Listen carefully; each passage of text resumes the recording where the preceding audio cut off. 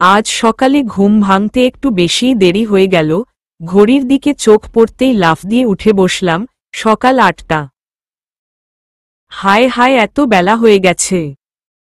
ইস, সবাই কি ভাববে। দৌড় দিলাম ওয়াশরুমের দিকে। বেসিনের সামনে দাঁড়াতেই থমকে গেলাম। ওয়ালের সাথে ছোট্ট একটা চিরকুট সাঁটানো আছে। টেনশন নিও না, ভাবিকে আগে থেকেই সব বলে দিয়েছি। সো জাস্ট ছিল রাতে ফিরতে দেরি হবে, সো ওয়েট করার দরকার নেই। ফ্রেশ হয়ে বের হয়ে ড্রেসিং টেবিলের সামনে আসতেই আরেকটা চিরকুট চোখে পড়ল।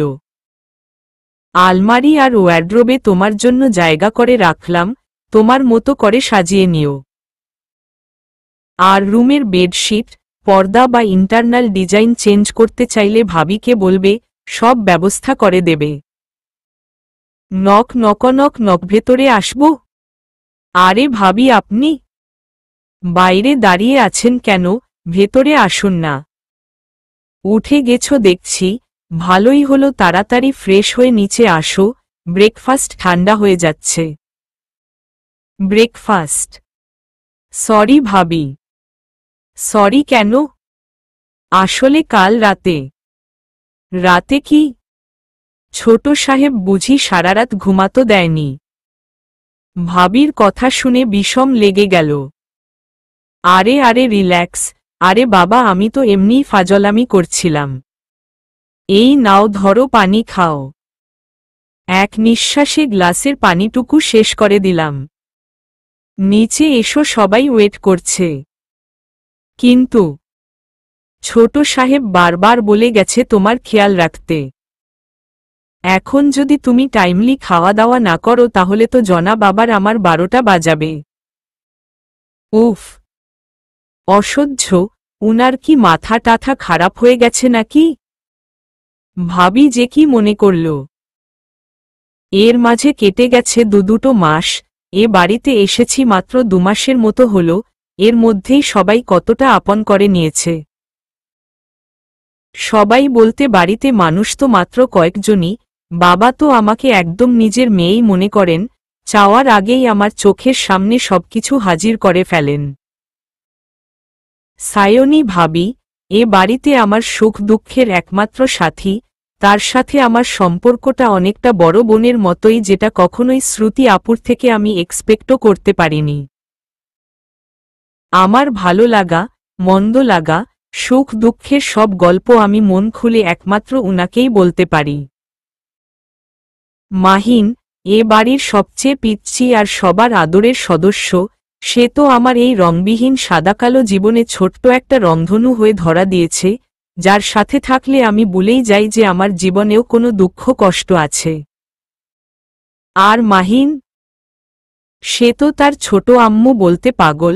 আমার সারাটা দিন তো শুধু ওর সাথে খেলতে খেলতে আর ওর অদ্ভুত অদ্ভুত সব প্রশ্নের উত্তর দিতে দিতেই কেটে যায়। মাঝে মাঝেই মনে হয় ও যদি এ বাড়িতে না থাকত তাহলে হয়তো আমি দম বন্ধ হয়েই মরে যেতাম। সবার সাথে একেবারে মিলেমিশে গেলেও দূরত্ব রয়ে গেছে আমার আর উনার, মানে আমার স্বামী আরহামের মধ্যে। অবশ্য এক্ষেত্রে উনার কোনো দোষ নেই। উনি সেই প্রথম দিন থেকেই চেষ্টা করে যাচ্ছেন, কিন্তু আমি সব সমস্যা আমার। আসলে আমি উনাকে মেনে নিতে পারছি না। কি করে পারব? আকাশের স্মৃতি যে এখনো আমাকে তাড়া করে বেড়াচ্ছে, কিছুতেই বেরিয়ে আসতে পারছি না। তাই আকাশের কথা মনে পড়তেই আবারও হারিয়ে গেলাম অতীত স্মৃতিতে। আকাশ আর আমার বিয়ের ঠিক যেদিন 1 মাস, সেদিনই আমাদের বিয়ের অফিসিয়াল রিসিপশনের ব্যবস্থা করা হলো। 2 ফ্যামিলির সম্মতিতে ডিসিশন নেওয়া হলো ওইদিনই আমাকে পূর্ণ মর্যাদা দিয়ে ও বাড়িতে নিয়ে যাওয়া হবে। ব্যাপারটাতে অবশ্য আমাদের দুজনের কারোরই কোনো আপত্তি ছিল না, আমার বরং বেশ মজাই লাগছিল। আসলে বিয়েটা তো হঠাৎ করেই হয়ে গিয়েছিল, তাই বিয়ের এক্সাইটমেন্ট জিনিসটা যে কি তখন বুঝতেই পারিনি, তাই এইবারে তা পুরোপুরি উপভোগ করব। আর তাছাড়া বেশিরভাগ মেয়েরই ভয় থাকে বর আর তার নতুন ফ্যামিলি কেমন হবে সেটা নিয়ে। আমার ক্ষেত্রে সেই টেনশনও নেই, কারণ এই 1 মাসে আমি অলমোস্ট সবকিছুই জেনে গেছি। এই 1 মাসে আকাশ একবারও আমার সাথে দেখা করেনি।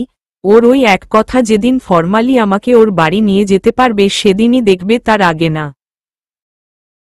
এ ব্যাপারে আম্মু আব্বু একটু অসন্তুষ্ট হলেও আমি কিন্তু অনেক খুশি হয়েছি, কারণ আমারও তো উনাকে মেনে নেওয়ার জন্য কিছুটা টাইম দরকার, তাই না? যাই হোক, দেখা না করলেও আমাদের মধ্যে কথা কিন্তু ঠিকই হতো। রোজ রাতে ঘুমানোর আগে অন্তত 1 ঘন্টা করে কথা বলতে হবে, তারপর ঘুম। এটাই ছিল জনাবের প্রথম আদেশ।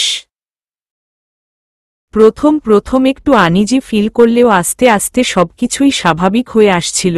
উনার প্রতি ধীরে ধীরে এক ধরনের টান অনুভব করছিলাম। মোট কথা, মানুষ লাভ ম্যারেজ করে, বাট আমরা করছিলাম লাভ আফটার ম্যারেজ।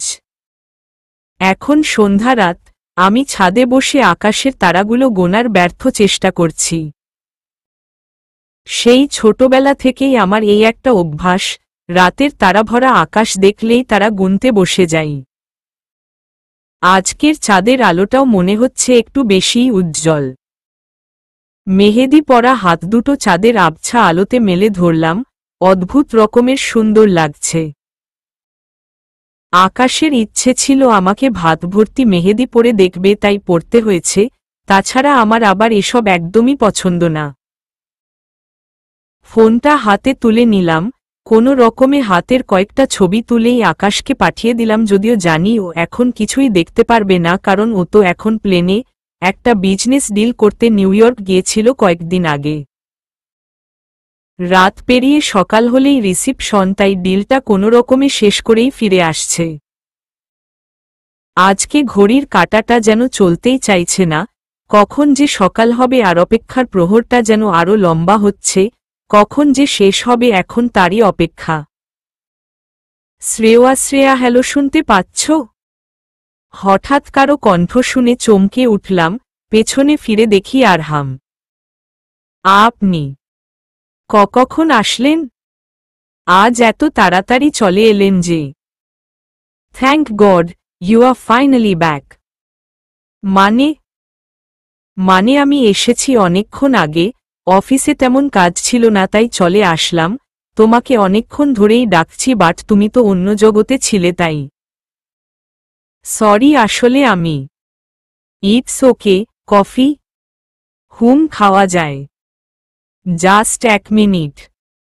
উনি ভেতরে চলে গেলেন, আমি আবারও প্রকৃতির মাঝে হারিয়ে গেলাম। একটুও চেঞ্জ হওনি দেখছি, এখনো আগের মতোই আছো। জি না, মানে আগেরবার যখন দেখেছিলাম একা একা কোনো নিরিবিলি জায়গায় ঘন্টার পর ঘন্টা বসে থাকতে, এখনো তাই। ওহ, তোমার কফি? থ্যাঙ্কস। পকেট থেকে একটা প্যাকেট বের করে ওর দিকে বাড়িয়ে দিলাম। ধরো। কি এটা? খুলে দেখো, বাট প্রমিজমি রাগ করতে পারবে না। এটা তো আমাদের হানিমুন প্যাকেজ, এভাবে তাকাচ্ছ কেন? বাবা দিয়েছে, আমার কোনো দোষ নেই। Sorry, but I think I am not prepared yet, so একটা রিকোয়েস্ট করব? দেখুন আপনি। দেখো শ্রেয়া, আমি তো বলেছি তোমার পারমিশন ছাড়া তোমাকে স্পর্শও করব না, তাই না? হ্যাঁ, কিন্তু trust me, I can control myself. তোমার যত সময় লাগে তুমি নাও, আমার কোনো আপত্তি নেই, কিন্তু এখানে আমার ফ্যামিলির প্রশ্ন। আমি চাই না যে আমাদের মধ্যে যা কিছুই চলছে তা আর কেউ জানুক, সো প্লিজ। কি বলবো বুঝতে পারছি না। উনি তো ঠিকই বলেছেন, আমি একটু বেশি বাড়াবাড়ি করে ফেলছি। এমনিতেই অনেক দেরি হয়ে গেছে, তাই বাবা চান যত তাড়াতাড়ি সম্ভব। উনি অনেক কষ্ট পাবেন যদি আমরা না যাই, so please. Don't worry, I will keep my promise as usual. কয়েকদিন পর শেষমেশ আমরা হানিমুনে এসেছি। বাবা চাইছিলেন আমরা দেশের বাইরে কোথাও যাই, কিন্তু আমার ইচ্ছে ছিল না, তাই আরহাম আমাকে এখানে নিয়ে এসেছে। আমার খুব জানতে ইচ্ছে করছে উনি আমাকে এখানেই কেন নিয়ে আসলেন। শ্রেয়া, জি, আমি একটু বাইরে যাচ্ছি, তুমি কি যাবে নাকি? না, অনেক টায়ার্ড লাগছে, so it's okay, take care of yourself. আরহামের পয়েন্ট অফ ভিউ। আমি এখন যেই জায়গাটায় দাঁড়িয়ে আছি তার সাথে আমার অনেক ঘনিষ্ঠ সম্পর্ক রয়েছে। শ্রেয়াকে প্রথম যখন দেখেছিলাম তখন ও ঠিক এই জায়গাটায় দাঁড়িয়েছিল। হ্যাঁ, আমরা আমাদের হানিমুনের জন্য এসেছি শেরপুরে মহুয়া রিসোর্টে, কারণটাও বেশ পরিষ্কার, ওকে আমি এখানেই প্রথম দেখেছিলাম। কিন্তু এখন মনে হচ্ছে এখানে আসার ডিসিশনটা পুরোপুরি ঠিক হয়নি, কারণ আসার পর থেকেই শ্রেয়া কেমন যেন চুপচাপ হয়ে গেছে। ও বরাবরই চুপচাপ, কিন্তু এখন আরও বেশি শান্তশিষ্ট বিহেভ করছে, হয়তো আকাশকে মিস করছে। আসলে আকাশ আর ওর বিয়েটা তো এই রিসোর্টেই হয়েছিল।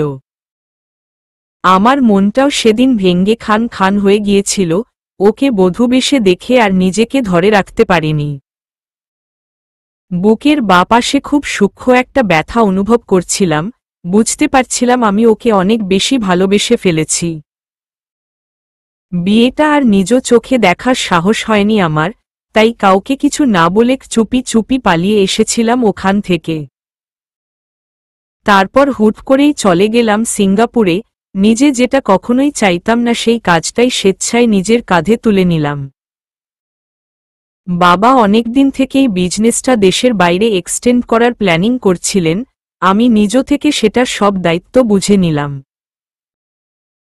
ফটোগ্রাফি ছিল আমার প্যাশন, কিন্তু সেদিনের পর থেকে ভুলেও ক্যামেরায় হাত দেইনি, প্রয়োজনের চেয়ে একটু বেশিই ব্যস্ত করে ফেললাম নিজেকে, যেন নিজেকে ব্যস্ত রেখে সবকিছু ভুলে যাওয়ার চেষ্টা। অনেকটা সফলও হয়ে গিয়েছিলাম বলা যায়, শ্রেয়ার সাথে সাথে নিজেকেও প্রায় ভুলতে বসেছিলাম, কিন্তু এই কয়মাসের সব চেষ্টাকে ব্যর্থ করে দিল চিটাগাংয়ের সেদিনের বিজনেস ট্যুর। সিঙ্গাপুর থেকে ফিরেছি কয়েকদিন হল, সেদিন সন্ধ্যায় হঠাৎই বাবা বললেন সকালেই চিটাগাং রওনা দিতে হবে, একটা নাকি গুরুত্বপূর্ণ ডিল হ্যান্ডেল করতে হবে। কি আর করা, বাবার আদেশ বলে কথা মানতে তো হবেই। আর তাছাড়া আমি তো আর আগের আমি নেই, এই কয়মাসে একদম বদলে গেছি, তাই অবাধ্য হওয়ার প্রশ্নই আসে না। যাই হোক, বিকেলের মধ্যেই ডিলটা বেশ ভালোভাবেই শেষ হয়ে গেল, ফিরতি ফ্লাইট আবার সেই রাত 12টায়। হাতে খুব বেশি সময় নেই, তাই ভাবলাম আশপাশেই কোথাও থেকে একটু ঘুরে আসি। কিন্তু ঠিক কোথায় যাওয়া যায় বুঝে উঠতে পারছিলাম না, হঠাৎই হোটেলের লবিতে দেখা হয়ে গেল আবিরের সাথে। আবির আর আমি ভার্সিটিতে ব্যাচমেট ছিলাম, কথায় কথায় জানতে পারলাম ও এখানকার স্থানীয় এক শিপইয়ার্ডে কাজ করছে। মনে পড়ে গেল চিটাগাং সিপোর্টের কথা, অনেক দিনের ইচ্ছে ছিল ওখানে যাওয়ার, কিন্তু কখনো সময় বা সুযোগ কোনোটাই হয়ে ওঠেনি। আবিরকে বলতেই এক কথায় রাজি হয়ে গেল, ব্যাস দুই বন্ধু মিলে চললাম সিপোর্টের দিকে। আবির আমাকে পুরো জায়গাটা ঘুরে ঘুরে দেখালো, এক্সপোর্ট ইম্পোর্টের যত ফর্মালিটিজ আছে যতটা সম্ভব ব্রিফ করল, তারপর আমরা চলে আসলাম ওর চেম্বারে। আবির আমাকে বসিয়ে রেখে একটু বাইরে গেল। খুব সিমসাম একটা চেম্বার, খুব বেশি জাঁকজমকের ছোঁয়া নেই, কিন্তু তার বদলে যেটা আছে সেটা নামি দামি কোনো ইন্টিরিয়র ডিজাইনারের পক্ষেও কোনোভাবেই করা সম্ভব না। রুমটার উত্তর আর পূর্ব পাশে ছোট্ট দুটো জানালা, কিন্তু অদ্ভুত ব্যাপার হচ্ছে দুটো জানালার ভিউ সম্পূর্ণ বিপরীত। উত্তরের জানালা দিয়ে পুরো সমুদ্র বন্দর আর সাগরের উত্তাল ঢেউ দেখা গেলেও পূর্বের জানালা দিয়ে তার ছিটেফোঁটাও টের পাওয়া যায় না, তার বদলে দেখা যায় পার্বত্য চট্টগ্রামের উঁচু নিচু পাহাড় আর টিলা। কি আশ্চর্য, তাই না? নিজের অজান্তেই কখন যে উত্তরের জানালার ধারে এসে দাঁড়িয়েছি খেয়ালই করিনি। হঠাৎ ডকইয়ার্ডের এক কোণে খুব পরিচিত একটা মুখ দেখে চমকে উঠলাম, এতদিন পরে হলেও ওকে চিনতে আমার বিন্দুমাত্র বেগ পেতে হয়নি। সেই মায়াভরা মুখ, টানা টানা চোখ, তাতে ফুটে উঠা উদাস চাহনি, বাতাসে এলোমেলোভাবে উড়তে থাকা দীঘল কালো চুল, সবকিছু ঠিক আগের মতোই আছে, শুধু বদলে গেছে একটা জিনিস, গোলাপি ঠোঁটের কোণে লেগে থাকা মুচকি হাসির রেখা, যেটা শুধুমাত্র ও একা থাকলেই ফুটে উঠত, সেটা আর দেখা যাচ্ছে না। একটু ভালো করে খেয়াল করতেই বুঝলাম শুধু হাসিটাই না, আরও অনেক কিছুই বদলে গেছে। চোখের চাহনিটা যেন একটু বেশি উদাস হয়ে গেছে, যেন কোনো কিছু হারিয়ে ফেলার শোক প্রকাশ করছে। চুলগুলোও প্রয়োজনের তুলনায় একটু বেশি এলোমেলো, পুরো চেহারায় স্পষ্ট মলিনতার ছাপ। এতদিন পর শ্রেয়াকে দেখব কখনো ভাবিনি, কিন্তু বুঝতে পারছি না ওর এই অবস্থা কেন। পুরনো ক্ষতটা যেন আরও গভীর হয়ে গেল, বুকের বাপাশে তীব্র একটা ব্যথা অনুভব হচ্ছে, কিছুতেই স্বাভাবিক হতে পারছি না। এই নে ধর, তোর ফেভারিট এক্সপ্রেসো কফি। চুপ। কি রে ধর, কি আশ্চর্য! আরহামই আরহাম। চমকে উঠে, হ্যাঁ। কিছু বলছিস? কফি। থ্যাঙ্কস। তা জনাব, এত মনোযোগ দিয়ে কি দেখছিলেন জানতে পারি? চুপ।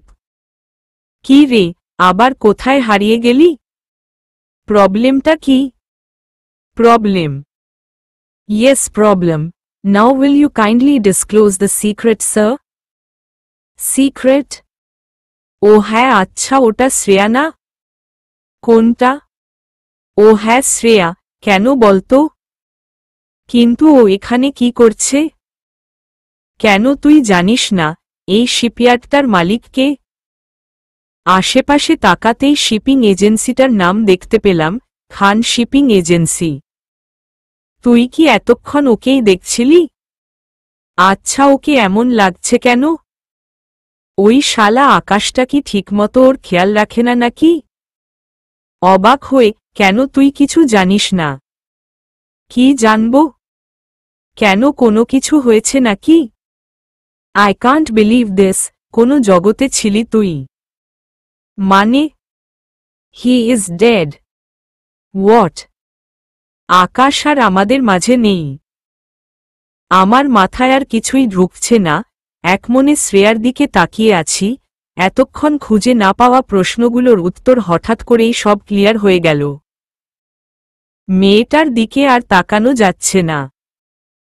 তুই তো জানিস আগে থেকেই ও একটু চুপচাপই ছিল, আকাশের চলে যাওয়ার পর থেকে যেন একেবারেই বোবা হয়ে গেছে। এসব কি করে হলো?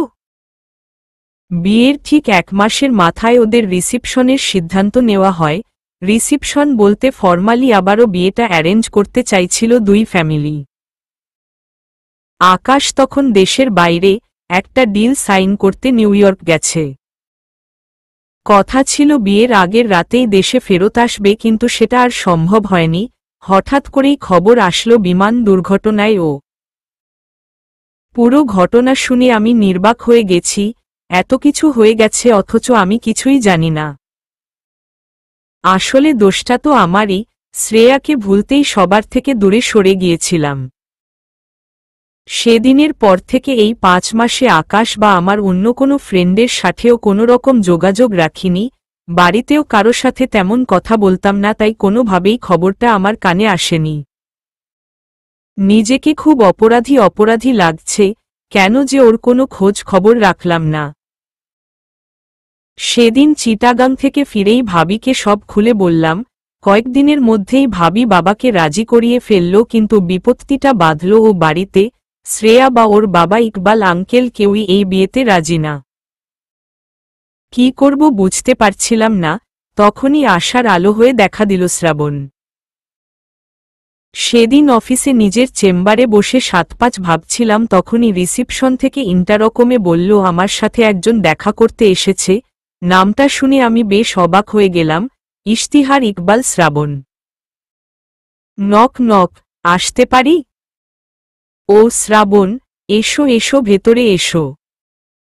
অনেকটা দ্বিধা আর সংকোচ নিয়ে ভেতরে ঢুকলাম। এখানে আসার জন্য আমাকে আকাশ পাতাল চিন্তা করতে হয়েছে, আর এখন মনে হচ্ছে কেন আসলাম। কি বলবো কিছুই বুঝছি না। তারপর, কি অবস্থা? কেমন আছো?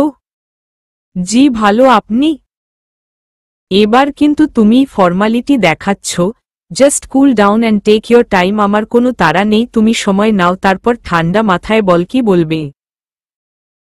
শ্রেয়ার ব্যাপারে কি তুমি সত্যিই সিরিয়াস, নাকি ওর এই অবস্থার সুযোগ নিয়ে ওকে উপহাস করছো? অবাক হয়ে, উপহাস? দেখো শ্রাবণ, তুমি তো আমাকে চিনো। খুব ভালোভাবে না জানলেই ওই কয়দিনে অন্তত এটা তো বুঝেছ যে এমন একটা সিরিয়াস ইস্যুতে আমি কোনো রকম ফাজলামি করব না। I really love Shreya. প্রথম দেখাতেই ওর প্রেমে পড়ে গিয়েছিলাম, কিন্তু সেটা ওকে বলার আগেই আকাশ আর ওরদের বিয়েটা নিজ চোখে দেখার সাহস আমার হয়নি, তাই সবার থেকে পালিয়ে বেড়াচ্ছিলাম।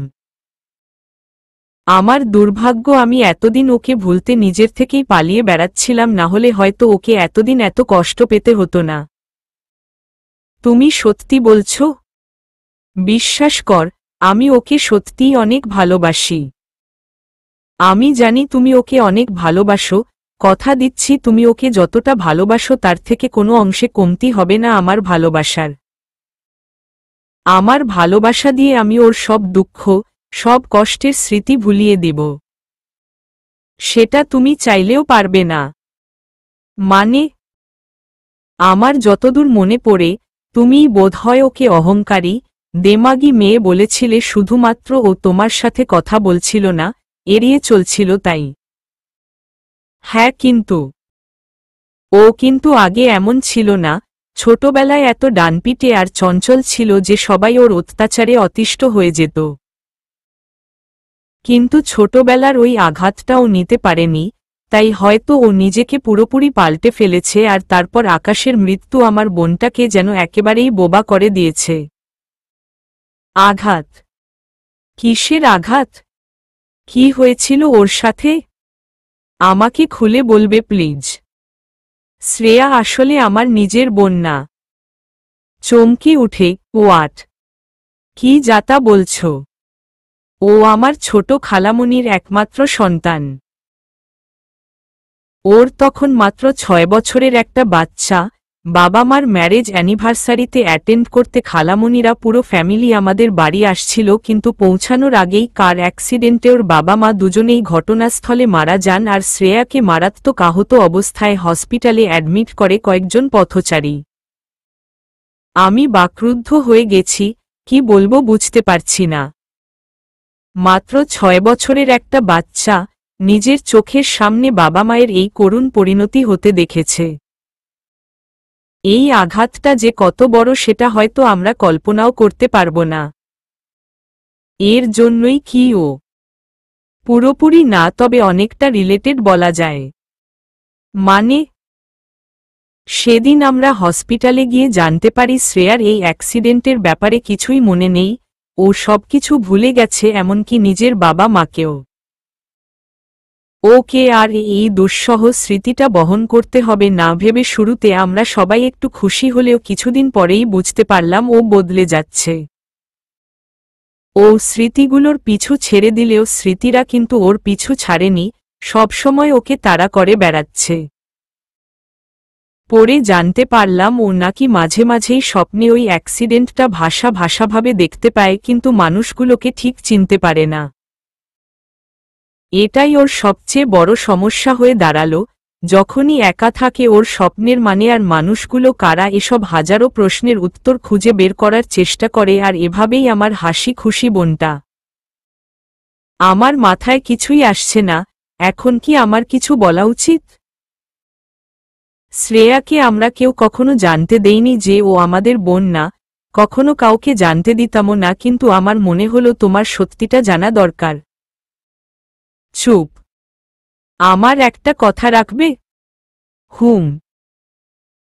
ওকে কখনো সত্যিটা জানতে দিও না। আর বোনটা আমার সহজে কাঁদে না, কিন্তু একবার কান্না শুরু করলে সহজে আটকাতে পারে না, তখন খুব কষ্ট পায়। তাই যখনই ও কোনো কারণে কান্না করবে, তখন ওকে একা ছাড়বে না প্লিজ। ওকে সান্ত্বনা দেওয়ার দরকার নেই, কিন্তু যতক্ষণ ও কাঁদবে ওর হাতটা শক্ত করে চেপে ধরে ওকে বুকে জড়িয়ে রাখবে প্লিজ। শ্রাবণ আমাকে কোনো কথা বলার সুযোগ না দিয়েই বেরিয়ে গেল। ও কি বলতে চাইল বুঝতে পারছি না, মাথাটা কাজ করছে না, কেমন যেন ফাঁকা ফাঁকা লাগছে। শেষ পর্যন্ত শ্রেয়ার ইচ্ছের বিরুদ্ধেই বিয়েটা হয়ে গেল। সেদিন শ্রাবণ গিয়ে ইকবাল আঙ্কেলকে রাজি করিয়ে ফেলেছিল, আর ঠিক সপ্তাহ খানেক পরেই আমাদের বিয়েটা হয়ে গেল।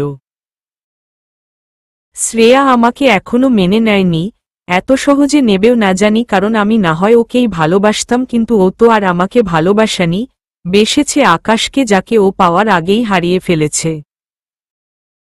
আঘাতটা যেহেতু বড়, ঠিক হতেও তাই অনেক সময় লাগবে, আর আমি সেই সময়টারই অপেক্ষায় আছি। শুনছেন? শ্রেয়ার কণ্ঠ শুনে সম্বিত ফিরল।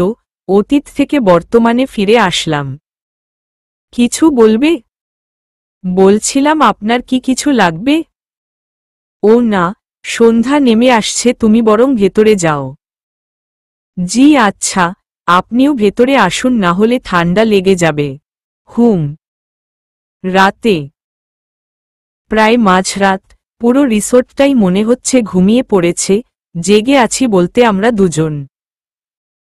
আমি এখন কটেজের বেকনিতে দাঁড়িয়ে দূর পাহাড়ের দিকে তাকিয়ে আছি।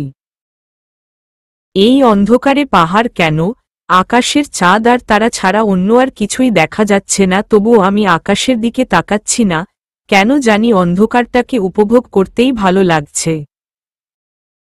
একটু শীত শীত লাগছে, কিন্তু তবুও ভেতরে যেতে ইচ্ছে করছে না, কারণ ভেতরে গেলেই উনি ঘুমানোর কথা বলবেন, আর উনার সাথে এভাবে এক বিছানায়। কি ব্যাপার, ঘুমাবে না? রাত তো অনেক হলো। চমকে উঠে, জি। ও হ্যাঁ, আসছি। তাড়াতাড়ি আসো, রাত যত বাড়বে ঠান্ডাও কিন্তু বাড়তে থাকবে। না মানে আসলে আমার ঘুম আসছে না, আপনি বরং ঘুমিয়ে পড়ুন, আমার যখন ঘুমোতে ইচ্ছে করবে তখন না হয়। ওকে, অ্যাজ ইয়োর উইশ, চলে আসলাম। ওর প্রবলেমটা আমি বুঝতে পারছি।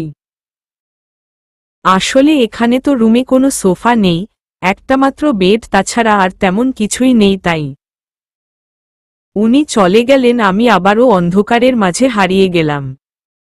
উনি ঠিকই বলেছেন, পাহাড়ের শীতটা একটু অন্যরকম।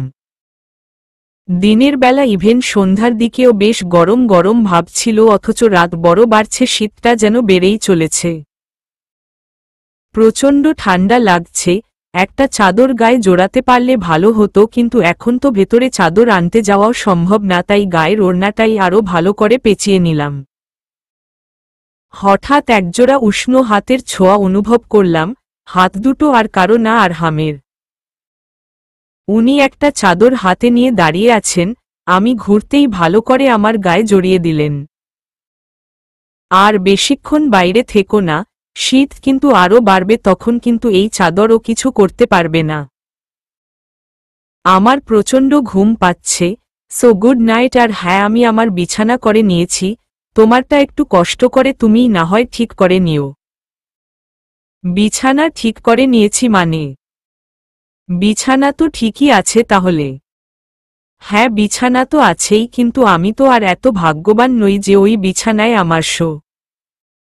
মানে কোথায় ঘুমাবেন আপনি? Good night. এই শুনুন, কি আশ্চর্য কথা, শেষ না করে চলে যাচ্ছেন কেন? আরে বাবা, আমি তো কিছু জানতে চাইছি নাকি। উনার পিছু পিছু রুমে গিয়ে ঢুকলাম, ঢুকতেই তো আমার চোখ ছানাবড়া, উনি ফ্লোরে বিছানা করে রেখেছেন। এই শীতের রাতে ফ্লোরে? Just impossible. এসব কি? আপনি কি ফ্লোরে ঘুমাবেন নাকি? তাছাড়া আর কি করব? আমার বউ তো আমাকে দেখতেই পারে না, তাই। এই প্রথম উনার মুখে বউ ডাকটা শুনে কেমন যেন অন্যরকম একটা অনুভূতি হচ্ছে। বাজে কথা রাখুন আর চুপচাপ বালিশ নিয়ে উপরে উঠে আসুন। নো ওয়ে, আমি এখানেই বেশি কমফোর্টেবল। আপনি কি আসবেন নাকি আমি ওখানে যাব? এই প্রথম ওকে দেখে আমার বউ বউ লাগছে, এর আগে তো কখনো এভাবে অধিকার খাটায়নি, তাই একটু অবাকও লাগছে। কি হলো, আসছেন না কেন? ও হ্যালো, শুনতে পাচ্ছেন? ধ্যাতো, এইভাবে হবে না। ঠিক আছে, আপনি থাকুন ওখানে, আমিও না হয় আজকে ওখানেই ঘুমাবো। এই না না, তোমাকে আসতে হবে না, আমিই আসছি। বিছানা বালিশ নিয়ে উপরে গিয়েই শটান হয়ে শুয়ে পড়লাম, অসাবধানতায় আমার হাত একটু ওর কোমরে টাচ হতেই দেখলাম ও লাফ দিয়ে উঠে দাঁড়াল। খুব আনিজি লাগছে, এভাবে উঠে দাঁড়ানো একদমই ঠিক হয়নি। কিন্তু এখন কি করি, আবারও বেলকনির দিকে হাঁটা ধরলাম। ওদিকে কোথায় যাচ্ছ? না মানে ওই এমনি। চুপচাপ শুয়ে পড়ো, রাত অনেক হয়েছে। বললাম তো আমার ঘুম আসছে না, আপনি ঘুমান না, আমি একটু পরে ঘুমাবো। প্রচণ্ড রাগ লাগছে, কন্ট্রোল করতে পারছি না। কি সমস্যা এই মেয়ের? এই 2 মাসেও কি ও আমাকে একটুও বিশ্বাস করতে পারেনি? আমাকে এতটাই অবিশ্বাস করে যে আমাকে এভয়েড করার জন্য এই শীতের রাতে বাইরে থাকতেও রাজি আছে। উনি কিছু বলছেন না দেখে আবারও হাঁটতে লাগলাম। দাঁড়াও। উনার কণ্ঠ শুনে থমকে দাঁড়ালাম। জি। উঠে গিয়ে সোজা ওর হাত ধরে ফেললাম, তারপর টেনে ভেতরের দিকে নিয়ে আসলাম। এ কি করছেন আপনি? কি আশ্চর্য! এটা কোনো ধরনের ভদ্রতা? চুপ, একদম চুপ। একেবারে চুপ হয়ে গেলাম। উনাকে এত রাগ করতে আগে কখনো দেখিনি, তাই প্রচণ্ড ভয় লাগছে। এই মেয়ে, কি সমস্যা তোমার? আমি কি বাঘ নাকি ভাল্লুক? আমার সাথে এক বিছানায় ঘুমালে কি আমি তোমাকে খেয়ে ফেলব? 2 মাস হয়ে গেল আমাদের বিয়ে হয়েছে, এতদিনেও আমাকে বুঝতে পারলে না? আরে বাবা, আমি যদি চাইতাম তাহলে কি এতদিনে তোমার সাথে কিছুই করতে পারতাম না? আমাদের মাঝে কিছু হয়নি কারণ আমি চাইনি তোমার ইচ্ছের বিরুদ্ধে কিছু হোক, আজকেও তার ব্যতিক্রম হবে না। সেটা এক বিছানায় হোক আর আলাদা বিছানায় হোক, it doesn't really matter to me. তারপরেও যদি তোমার আমার সাথে থাকতে প্রবলেম হয় দেন ইটস ওকে, তুমি ঘুমাও, আমি না হয় রাতটা বেকনিতে কাটিয়ে দিব। উনি কিছু বলার সুযোগ না দিয়েই হনহন করে বেরিয়ে গেলেন। আমার এখন কি করা উচিত বুঝতে পারছি না। উনি তো ভুল কিছু বলেননি, আমিই মনে হয় একটু বেশি বাড়াবাড়ি করে ফেলেছি। কিন্তু সকালে প্রায় সারা রাত জেগে থাকার পর শেষ রাতে কখন যে ঘুমিয়েই পড়েছি বুঝতেও পারিনি। ঘুম ভাঙল আজানের সুমধুর ধ্বনিতে। লাফ দিয়ে উঠে বসলাম, ঝটপট ওযু করে নামাজ পড়ে নিলাম।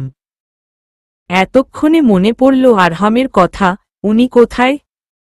ঘরে তো কোথাও নেই, তবে কি এখনো বেকনিতে? সর্বনাশ, সারা রাত যদি উনি এভাবেই বাইরে দাঁড়িয়ে থাকেন তাহলে তো উনার। বেলকনির দিকে রীতিমতো দৌড় দিলাম, কিন্তু একি, উনি তো এখানেও নেই। মানুষটা গেল কোথায়? ফোনটাও দেখি রুমেই রেখে গেছে, তাই চাইলেও কোনো কন্ট্যাক্ট করতে পারছি না। সকাল গড়িয়ে দুপুর হয়ে গেল, তারপর বিকেল শেষে রাত, তবুও তার ফেরার কোনো নাম নেই। এদিকে দুশ্চিন্তায় আমার অবস্থা খারাপ।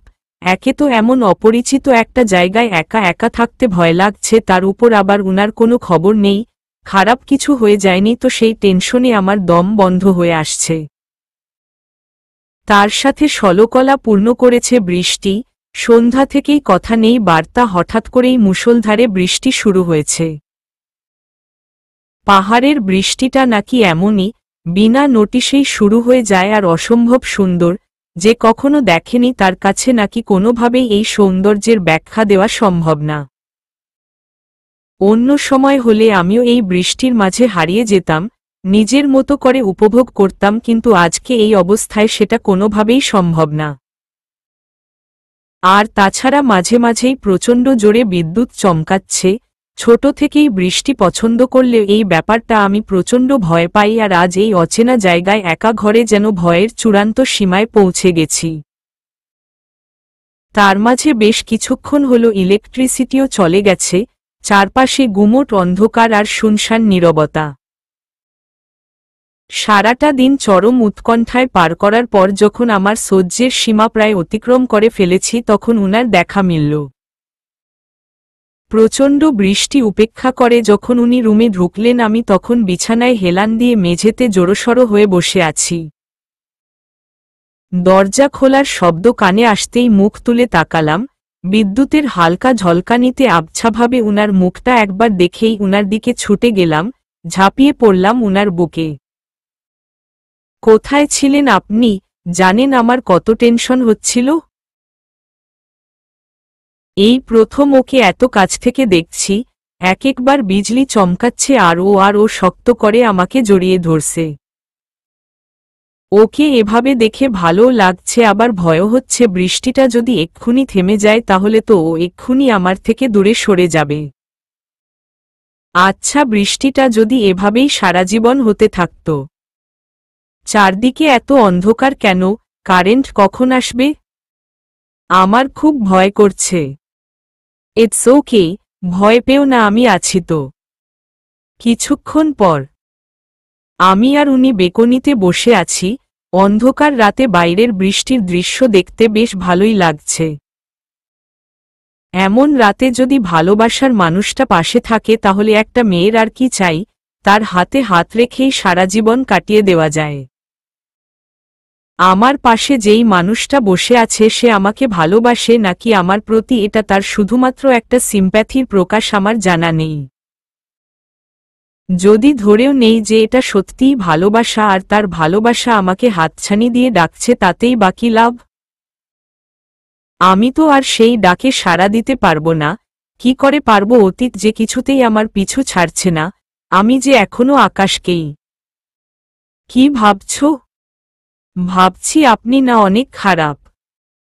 খারাপ? কিন্তু কেন? এই যে আমাকে না বলে এভাবে গায়েব হয়ে গেলেন, জানেন আমি কত ভয় পেয়ে গিয়েছিলাম। না হয় আমি একটা ভুল করেই ফেলেছিলাম, কিন্তু তাই বলে এভাবে। আচ্ছা বাবা, সরি। আমার ভুল হয়ে গেছে, আর কখনো এমন হবে না প্রমিজ। এভাবে বললে হবে না, আগে কান ধরেন। কার? আমার নাকি তোমার? জান, আপনাকে আর সরি বলতে হবে না, আমিই সরি। এই না না, রাগ করছো কেন? এই যে কানে ধরলাম, আমার ভুল হয়ে গেছে ম্যাডাম, প্লিজ এবারের মতো মাফ করে দেন।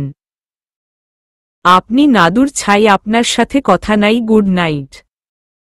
ঘুম পাচ্ছে বললেই হতো, এত নাটক করার কি আছে? উফ, অসহ্য। এই আপনি ঘুমান তো, না হলে আমাকে ঘুমাতে দেন। Okay ma'am, good night.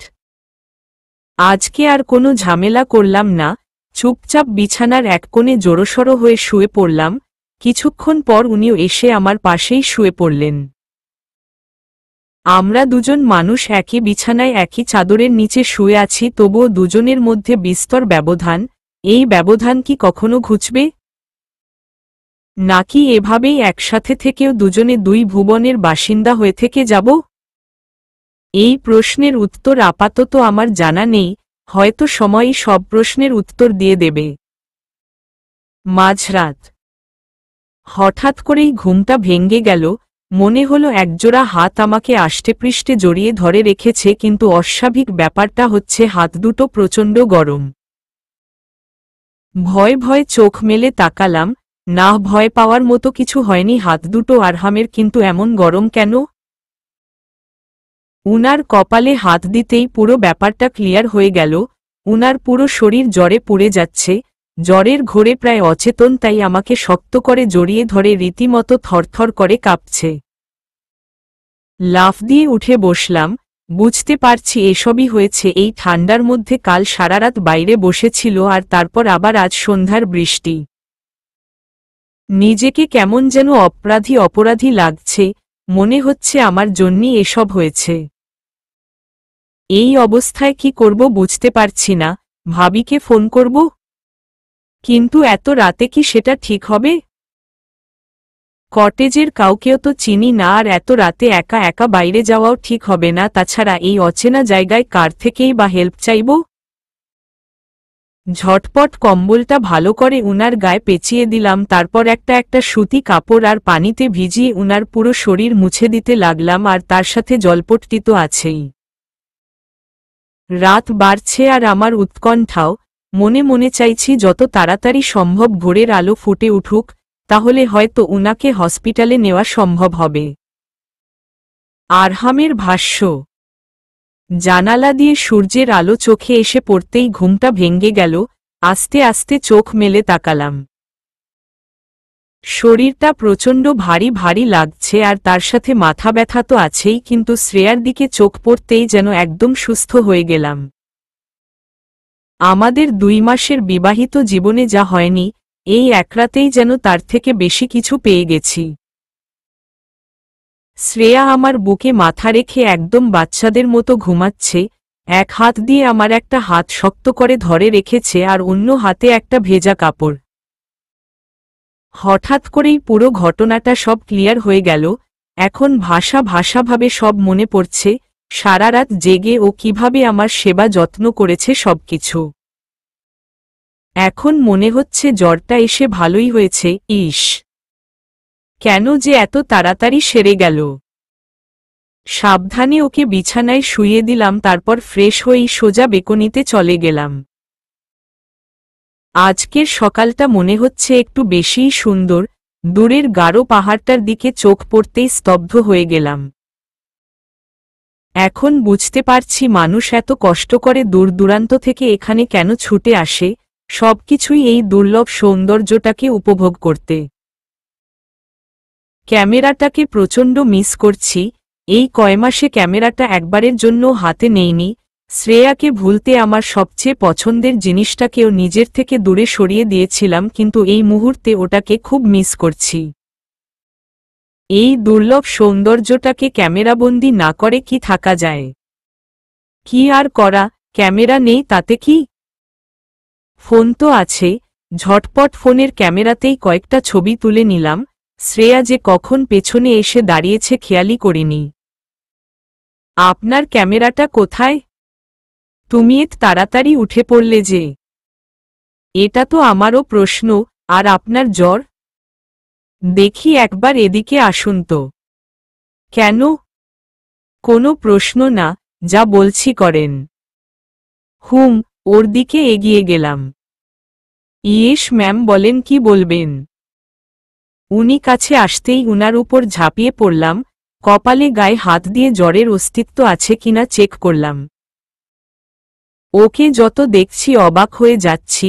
যেই মেয়ে আমার স্পর্শও পছন্দ করে না, সবসময় দূরে দূরে থেকে সে আজ নিজে থেকেই আমাকেমনে হচ্ছে। অসুস্থতা জিনিসটা অতটাও খারাপ না, মাঝে মাঝে অসুস্থ হওয়া ভালো। জ্বর আর নেই, কিন্তু আপনি এভাবে বাইরে দাঁড়িয়ে আছেন কেন? যান আবার শুয়ে পড়ুন, আমি না হয় ব্রেকফাস্ট অর্ডার করছি। লাগবে না। কেন? দেখুন, এখন জ্বর নেই বলে ভাববেন না আমি আপনাকে এত ইজিলি ছেড়ে দিব। এখন ব্রেকফাস্ট করে একটা প্যারাসিটামল খেয়ে নেবেন, বুঝেছেন? সবকিছুই হবে বাথরুমে, না অন্য কোথাও। মানে ঝটপট রেডি হয়ে নাও, আমরা আজ সারাদিন ঘোরাঘুরি করব, ব্রেকফাস্ট ডিনার সব বাইরে। কিন্তু আপনার এই শরীরে? আমার আবার কি হয়েছে? এই দেখো, আমি একদম ঠিক আছি, আর তাছাড়া তুমি তো আছোই। কিন্তু? কোনো কিন্তু না, আজকেই এখানে আমাদের শেষ দিন, তাই আমি চাই আজকের দিনটাকে পুরোপুরি উপভোগ করতে। শেষ দিন? কিন্তু আমাদের তো আরও কয়েকদিন থাকার কথা ছিল। তা ছিল, কিন্তু জরুরি একটা কাজে কাল রাতেই আমাকে সিঙ্গাপুর যেতে হবে, তাই। ওহ, রাত 12টা। ট্রেনের এসি কম্পার্টমেন্টে পাশাপাশি দুটো চেয়ারে বসে আছি আমি আর আরহাম। ট্রেনে যাচ্ছি তার কারণ এত আর্জেন্ট এয়ার টিকিটের ব্যবস্থা করা যায়নি, তাই একরকম বাধ্য হয়েই ট্রেনে যেতে হচ্ছে। হ্যাঁ, আজকেই আমাদের ফিরে যেতে হচ্ছে বলছি কারণ আমাদের দুজনের কারোরই ফিরে যেতে ইচ্ছে করছে না। বিশেষ করে আজ সারাদিন দুজনে একসাথে এত মজা করেছি যে জায়গাটাকে কিছুতেই ছেড়ে যেতে ইচ্ছে করছে না। ছোট থেকেই পাহাড় আমার অনেক পছন্দ, সমুদ্রের থেকে পাহাড়ই আমাকে বেশি টানে। অনেক দিনের ইচ্ছে ছিল হাইকিংয়ে যাব, কিন্তু আব্বু আম্মু রাজি ছিল না, তাই কখনো যাওয়ার সুযোগ হয়নি। আজ সারাদিনে আরহাম আমার অনেক ইচ্ছেই পূরণ করেছে। হাত ধরে গাঢ় পাহাড়ের টিলায় উঠা, পাহাড় চূড়ায় দাঁড়িয়ে দুহাত দুদিকে প্রসারিত করে নিজের নামের প্রতিধ্বনি সৃষ্টি করা, পাহাড়ের আড়ালে রক্তিম সূর্যটাকে হারিয়ে যেতে দেখা, পাহাড়ি ছড়ায় গোসল দেওয়া আর ক্যান্ডেল লাইট ডিনারে কোনো আদিবাসী রেস্টুরেন্টে ওদেরই ট্রেডিশনাল কোনো আইটেম বাঙালি কায়দায় উপভোগ করা এসবই সম্ভব হয়েছে উনার জন্য। যেতে তো ইচ্ছে করছে না, কিন্তু কি আর করার, যেতে তো হবেই। তবে অনেক বেশি মিস করব রিসোর্টটাকে আর আজকের এই দিনটাকে। ট্রেন চলতে শুরু করেছে, প্রতিটা পদক্ষেপেই শেরপুর শহরটাকে পেছনে ফেলে নিজের গন্তব্যের দিকে আরও একটু এগিয়ে যাচ্ছে। আমি জানালা দিয়ে বাইরের অন্ধকারটাকে উপভোগ করছি, হঠাৎই কাঁধে কারো স্পর্শ পেলাম। তাকিয়ে দেখি আরহাম আমার কাঁধে মাথা রেখে বেভরে ঘুমোচ্ছে। একটু আনিজি লাগছে, কিন্তু কি আর করার, একটু সোজা হয়ে বসলাম যাতে উনার মাথা রাখতে একটু সুবিধে হয়। আমারও প্রচণ্ড ঘুম পাচ্ছে, কিন্তু 7-5 ভাবতে ভাবতেই উনার মাথার উপর মাথা রেখে ঘুমের রাজ্যে হারিয়ে গেলাম। আজ 2 দিন হলো আরহাম সিঙ্গাপুর গেছে। সেদিন শেরপুর থেকে আমাদের ফিরতে প্রায় দুপুর হয়ে গিয়েছিল আর উনার ফ্লাইট ছিল রাতে, তাই ফিরে আসার পর আর তেমন একটা কথা বলার সুযোগ হয়নি। এদিকে এই 2 দিনে উনি একটাবারের জন্যও আমার সাথে কথা বলার চেষ্টা করেননি। মহুয়া রিসোর্ট, গারো পাহাড় আর উনার সাথে ওখানে কাটানো বিকেলগুলোকে প্রচণ্ড মিস করছি, আর সবচেয়ে বেশি মিস করছি শেষরাতের ডিনারটাকে। সারাদিন এটা ওটা করে সময়টাকে পার করে দিলেও বিকেলের পর থেকে আর যেন সময়টা কাটতেই চায়। এখন প্রায় সন্ধ্যা, আমি বারান্দায় বসে আছি। এক মগ কফি হাতে আরহামের সাথে পাশাপাশি চেয়ারে বসে গল্প করতে খুব ইচ্ছে করছে, কিন্তু উনি তো আর এখানে নেই, তাই সায়নী ভাবিকেও পাচ্ছি না, কারণ উনি প্রচণ্ড রকমে রেগে আছেন আমাদের উপর, কারণ আমরা এত তাড়াতাড়ি হানিমুন থেকে ফিরে আর এসেই উনি বিজনেস ট্যুরে চলে গেছেন। আর মাহিন, তাকে কি আর পাওয়ার উপায় আছে? বড় ভাইয়া ওকে একটা খেলনা স্পেসশিপ কিনে দিয়েছে, সে এখন তাই ওটা দিয়ে এলিয়েনদের ধরতে ব্যস্ত। এ বাড়িতে বোধহয় আমি একমাত্র ফ্রি আছি। নিজেকে খুব একা একা লাগছে, এতটা একা আগে কখনো মনে হয়নি। মন খারাপ? হঠাৎ ভাইয়ার কণ্ঠ শুনে চমকে উঠে পেছনে তাকালাম। ভাইয়া তুই কখন এলি? অনেকক্ষণ, এতক্ষণ দাঁড়িয়ে দাঁড়িয়ে তোকে দেখছিলাম। কি এত ভাবছিলি বলতো? ও কিছু না। তারপর বাড়ির সবাই কেমন আছে? আব্বু আম্মু আর শ্রুনা, মানে তুই কেমন আছিস? সবাই ভালো। তুই শ্রুতিটাকে অনেক মিস করিস না? না মানে ওই আর কি। আমিও পাগলিটাকে প্রচণ্ড রকমের মিস করি। আমি জানি আব্বু আম্মুও, কিন্তু কি করব বল, কেন যে ও এমন একটা কাজ করতে গেল? ওর জন্য তোর জীবনটাও। আচ্ছা বাদ দে, তা হুট করে এখানে আসলি যে? কেন, তোর বাড়িতে কি আমি এমনিতেই আসতে পারি না? তা পারিস, কিন্তু আরহাম আসতে বলেছিল। মানে ও সকালে ফোন দিয়েছিল, বলল ওর ফিরতে বেশ কিছুদিন সময় লাগবে, তাই আমরা যেন ঠিকমতো তোর খেয়াল রাখি।